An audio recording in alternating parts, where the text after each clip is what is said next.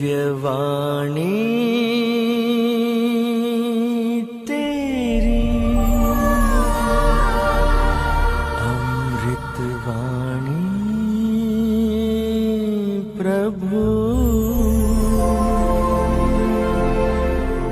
दिव्यवाणी तेरी अमृतवाणी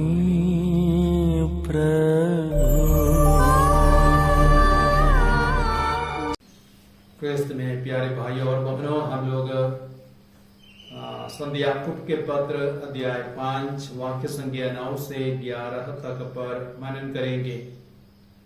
और वहां वाक्य संख्या 9 में संत याकूब लिखते हैं, भाइयों बहनों, एक दूसरे की शिकायत ना करें जिसे आप पर दोष ना लगाया जाए। देखिए, न्यायकर्ता द्वार पर खड़े हैं।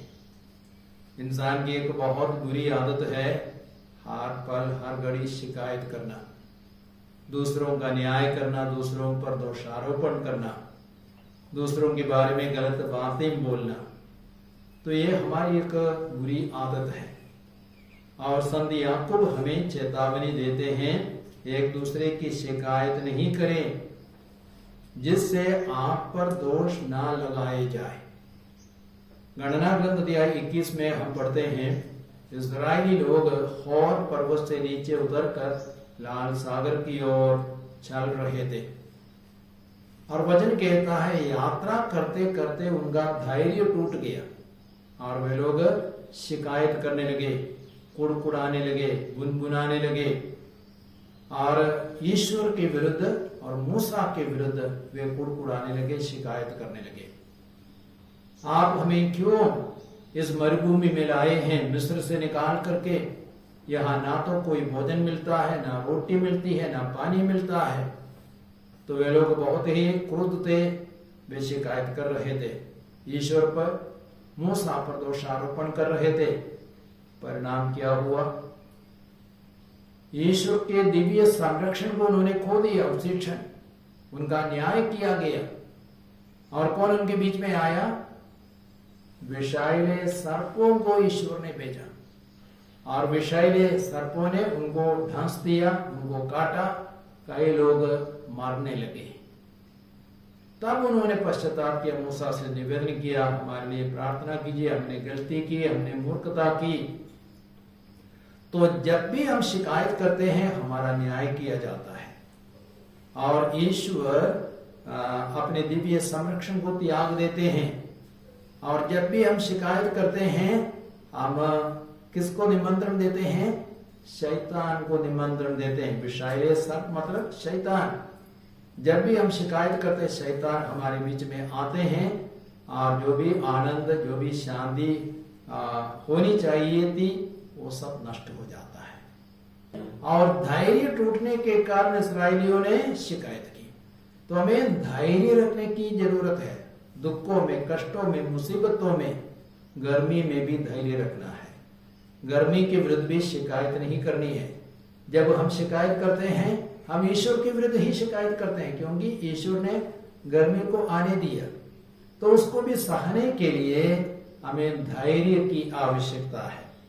और इसलिए संत याकूब क्या कहते हैं? आप लोगों ने योग के धैर्य के विषय में सुना है और आप जानते हैं कि प्रभु ने अंत में उसके साथ कैसा व्यवहार किया। तो संत याकूब कहते हैं, जोब ने धैर्य रखा और योग के जीवन में बहुत बड़े संकट, बहुत बड़ी विपत्तियां आई थी। और उसके बारे में योग के ग्रंथ अध्याय 1 में लिखा गया है, योग पूर्व में सबसे धनी व्यक्ति था और उसकी संपत्ति क्या थी? 7,000 भेड़े, 3,000 ऊंट और 1,000 बैल, 500 गधे और ऊपर से 10 बच्चे। और उसके अलावा बहुत सारे नौकर चाकर भी थे। लेकिन एक के बाद एक सब कुछ योग ने खो दिया और सब उससे छीन लिए गए और उनके बच्चे भी मारे गए और योग को कब्र दी गई योग ने क्या कहा, मैं नंगा ही माता के गर्भ से निकला था, मैं नंगा ही पृथ्वी के गर्भ में चला जाऊंगा। ईश्वर ने दिया, ईश्वर ने लिया, ईश्वर की स्तुति हो। योग का ग्रंथ अध्याय 1 वाक्य संख्या 21 और 22 में वचन कहता है, इतना सब कुछ होने के बावजूद भी योग ने ईश्वर के विरुद्ध पाप नहीं किया और उसने धैर्य रखा। योग के ग्रंथ अध्याय 2 में हम पढ़ते हैं, तब शैतान ने फिर क्या किया, योग के शरीर में बड़े बड़े फोड़े निकले और सिर से पांव तक उसका पूरा शरीर फोड़ों से भरा हुआ था। और योग राख के ऊपर बैठ करके वह टीकरे से अपने फोड़े को साफ कर रहा था। तब उसकी पत्नी ने उसकी निंदा की, अरे अभी तक तुम बैठ करके ईश्वर की स्तुति करते हो, ईश्वर को कोसो और मर जाओ, ईश्वर को शाप दो और मर जाओ, वही तुम्हारे लिए अच्छा है। योग ने क्या कहा अपनी पत्नी से, जब हम ईश्वर से सुख आता है हम उसको ग्रहण करते हैं, तो दुख भी आता है उसको भी हमें ग्रहण करना चाहिए। और फिर भी योग ने ईश्वर के विरुद्ध कोई पाप नहीं किया। तो योग ने जीवन के अंत तक धैर्य रखा। भारी संकट विपत्ति के बावजूद भी अंत में प्रभु ने उसको दुगना आशीर्वाद दिया। योग के ग्रंथ 42 में हम देखते हैं, ईश्वर ने योग को दुगना आशीर्वाद दिया, अर्थात उसकी धन संपत्ति बहुत अधिक बढ़ गई। 7,000 जो बेड़े थी 14,000 बेड़े हो गई, 3,000 ऊंट 6,000 ऊंट बन गए, 1,000 गाय बैल 2,000 गाय बैल बन गए और 500 गधे 1,000 गधे बन गए और 10 बच्चे 20 बच्चे नहीं बने। लेकिन इस बार ईश्वर ने उन्हें बहुत सुंदर बच्चे दिए। योग के बच्चे, योग की पुत्रियां सबसे सुंदर थे। Praise the Lord. तो योग ने और अंत में ईश्वर ने उसको लंबी आयु भी प्रदान की। तो जब हम धैर्य रखते हैं, ईश्वर की स्तुति करते हैं, ईश्वर को धन्यवाद देते हैं, सब संकटों के लिए, सब विपत्तियों के लिए ईश्वर हमें अंत में दुगुना आशीर्वाद प्रदान करते हैं।